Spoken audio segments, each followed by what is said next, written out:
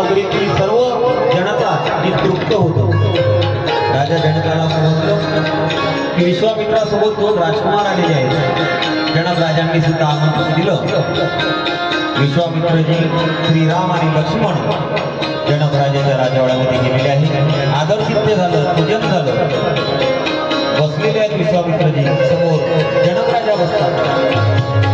विचारलं गुरुदेव कसं येणं केलं?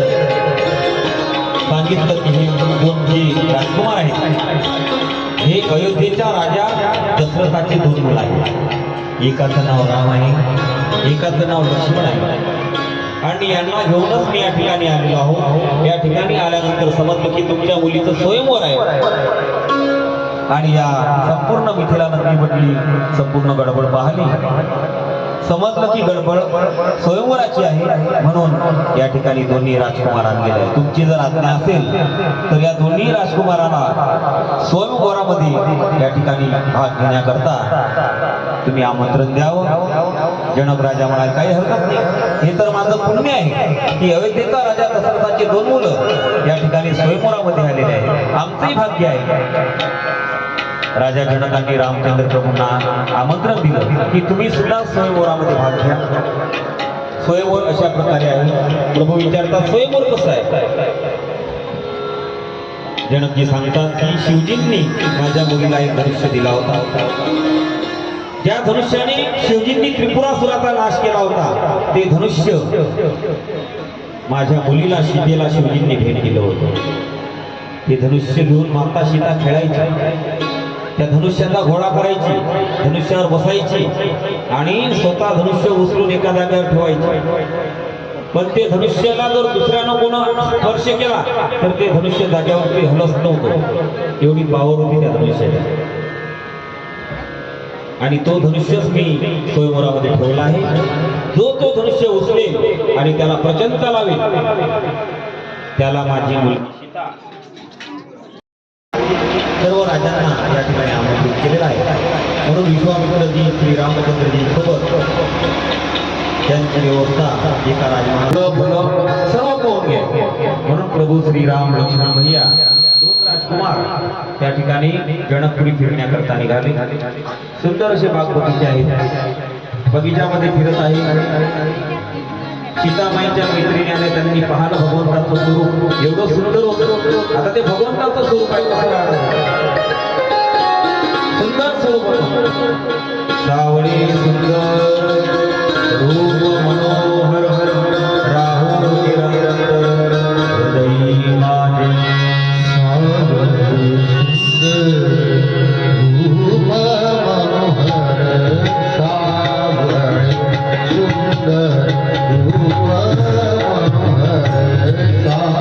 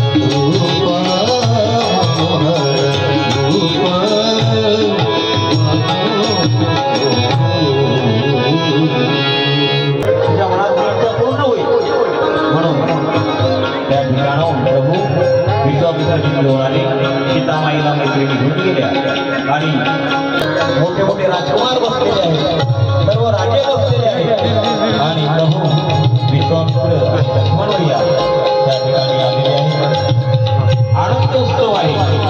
मनात खरा मोठा असा धनुष्य ठेवलेला आहे. तो शिवधनुष्य जो कोणी उचलेल त्याला जो कोणी प्रचंड लावेल त्याला सीता माता वरमाला घालणार आहे असा पण होता. म्हणून स्वयंवराला सुरुवात झाली. एक एक राजा उठायचा, धनुष्याजवळ जायचा, धनुष्याला उचलण्याचा प्रयत्न करायचा, पण धनुष्य कोणाकडून हलत नव्हतं. भरपूर राजांनी प्रयत्न केला, राजकुमारांनी प्रयत्न केला, आपली ताकद पूर्णपणे लावली धनुष्य उचलण्याकरता, परंतु कोणाच्याकडून धनुष्य हलत नाही. शेवटी लंकेचा राजा रावण सुद्धा उठला. रावणानं सुद्धा धनुष्य हलवून पाहिला, परंतु रावणाकडून धनुष्य उचलले गेला, परंतु कबरी एवढा उचलला आणि धनुष्य घेऊन पडला रावण. त्यावेळी अनेक राजांनी तो धनुष्य उचलून बाजूला ठेवला. रावणाची फजिती झाली होती. सर्वांनी आपापल्या परीने बलप्रयोग करून पाहिला, परंतु प्रत्येकाला ते साध्य झालं नाही. शेवटी सर्वजण बसले. पृथ्वीचा राजा जडभूमी राजाने सांगितलं, या पृथ्वी तलावर एकही पुरुष नाही का, एकही वीर नाही का की ज्यांच्याकडून हा धनुष्य उचलण्यात येईल. ही संपूर्ण पृथ्वी विध्वंसक झालेली आहे का? अशा प्रकारे जनकाची शब्द लक्ष्मणाने ऐकले आणि लक्ष्मण भैया त्या ठिकाणी क्रोधात आले. सांगितलं की माझे भाऊ अजून या ठिकाणी राम प्रचंड होतील. तुम्ही अजून ज्या प्रकारे लक्ष्मणाचं जनकाला दिलेलं उत्तर होतं.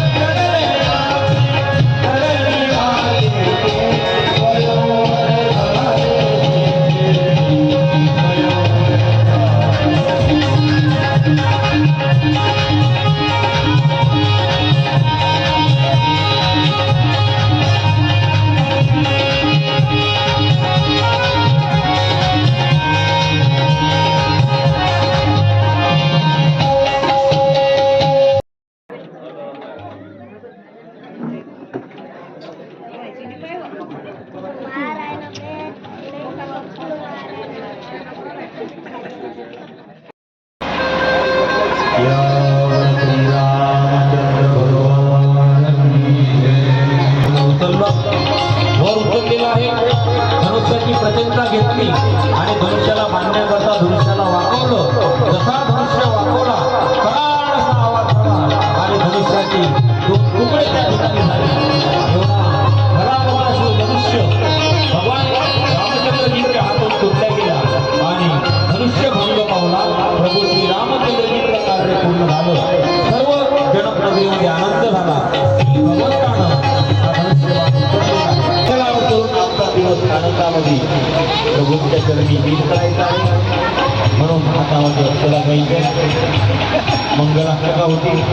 मंगलाष्टका झाल्या की सर्वांनी अक्षरा या ठिकाणी टाकायच्या. नंतर श्रीराम आणि सीतामाईचं लग्न झाल्यानंतर श्रीलग्न या ठिकाणी राहील. सर्वांनी राम सीताचं लग्न या ठिकाणी लावायचं आहे. पण आरती झाल्यानंतर लावतात. पहिले आरती करायची, पहिले उत्सव साजरा करू, नंतर आरती करू, नंतर सर्वांनी लग्न लावायचं. आरतीच्या नंतर तोपर्यंत थांबून जाताना तिकडून करायचं, इकडून उतरायचं, दोन्ही साईडला गर्दी करायची, एका साईडने वर करायचं. शांततेत कार्य करा, जीवनाचा उद्धार होईल. माता सीता श्रीरामचंद्र प्रभू समोरासमोर उभे आहे. मधात अंतर्पात धरलेला आहे आणि ऋषीवर प्राचार्य भट श्रीरामचंद्र प्रभूंच्या लग्नाच्या किती सुंदर असतील आपल्यासमोर. त्या ठिकाणी आपल्याला लाभलेले महाराष्ट्रातील सुप्रसिद्ध गायक ऑर्गनवादक किशोरदादा पदार यांच्या अमृततुल्य वाणीमधून आपण त्या मंडळांना गायकणार आहोत. ऑक्टोपॅडवर आपल्या महाराष्ट्रातले सुप्रसिद्ध रामसोपान वादक आमचे अमोलदादा गावंडे यांची सुरेख साथ आहे.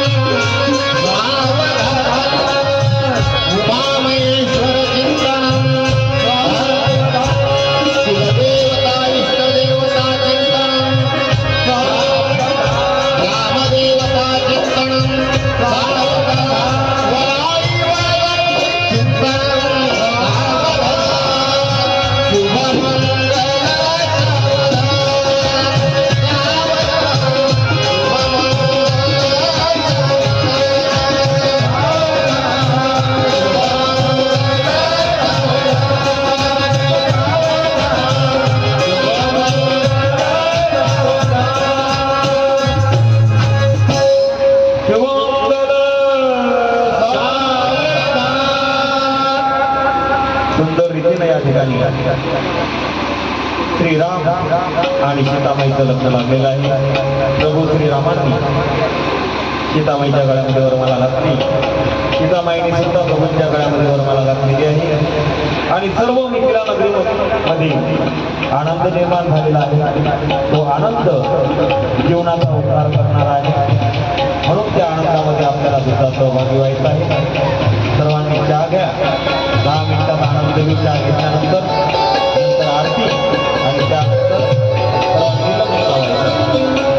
तोपर्यंत श्रीरामचंद्रजीचा आनंद उत्सव कशा प्रकारे साजरा झाला, मिथिला नगरीमधील प्रत्येकाच्या मुखावर त्या स्वयंवराप्रती कशा प्रकारे होतं, ते स्वयंवर कशा प्रकारे झालं, प्रत्येकाच्या चेहऱ्यावर हास्य कसं होतं, प्रत्येकाच्या मनाला होणारं समाधान कसं होतं,